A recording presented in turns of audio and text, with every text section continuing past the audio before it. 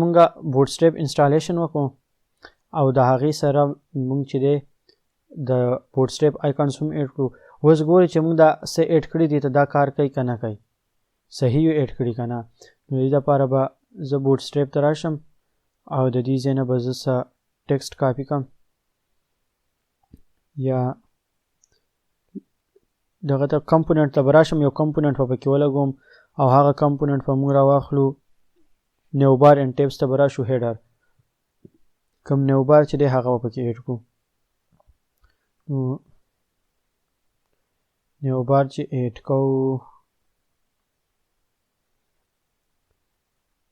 داسې نیو بار چې د هغې سره پکې دغه هم راغلی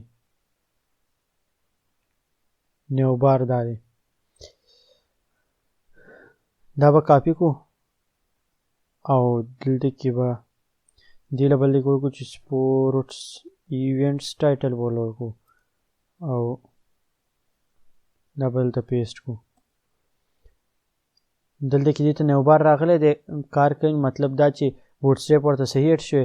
اوس به کې یو آیکان ایډ کړو او ټرای به وکړو چې زموږ آیکان چې کوم ایډ کړي دا صحیح دی که نه.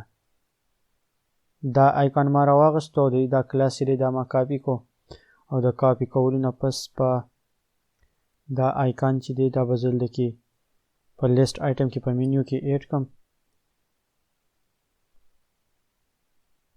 دلته کې به یې نه ایډ کوو، دلته به یې هسې ایډ کړو.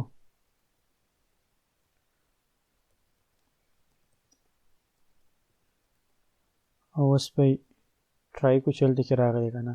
دلته کې دا آیکن هم راغی شو مطلب دا دې ته آیکنز هم صحیح ایډ شوي دي او کم دا بوټ سټریپ فایل چې دی هغې لینکیج ورسره صحیح شوی دی. نو دغه برابر دی. اوس په نیکسټ ویډیو کې زموږ دا کم ډیزاین چې دی هغه ډیزاین به په دې باندې امپلیمنټ کوو او هغه به پکې جوړو.